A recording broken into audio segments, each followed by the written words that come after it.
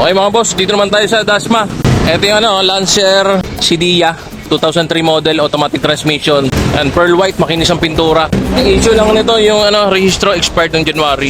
Ayan, plaka niya, new plate na rin. Automatic to Katulad to nung isa kong kotse, yung itim.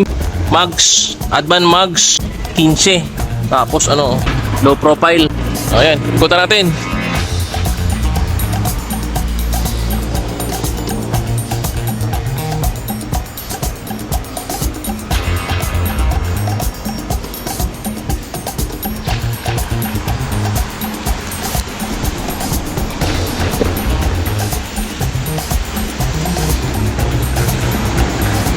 Ayan pearl white, kinis.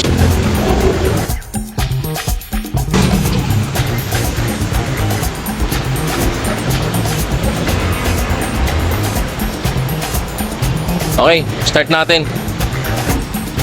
Ayan ang loob nyo. Maayos pa naman yung loob niya,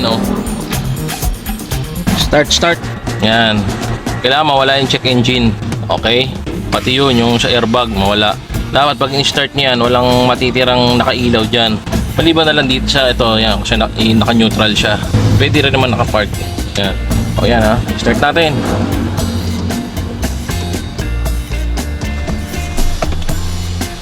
Ayan. Testing busina. Ini-testing yung busina, wala siyang busina. Pero itong mga windows nagana lahat. Nakataas. Nakataas baba yan. Lahat. Ayan. Walang tint.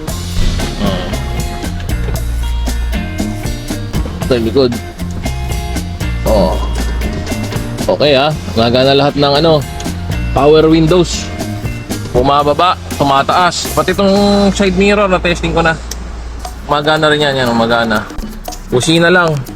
Busina hindi nagana. Headlight nagana. Wiper nagana. Hazard nagana. Check. Tingnan natin sa labas kung ano yung nagana. Ngayon, nagana yung headlight tsaka yung hazard nya. Likod naman. Yan nagana rin. Okay nagana yan.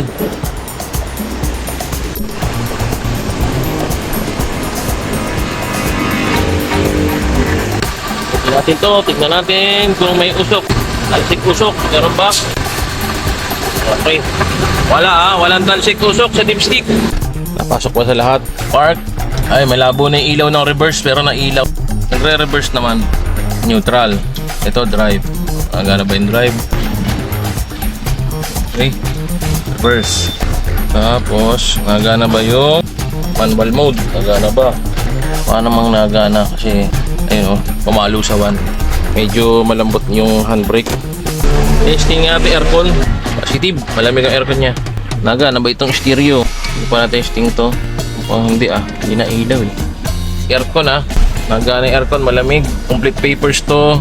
Registro lang, expired. Pwede nating test drive pagpunta nyo.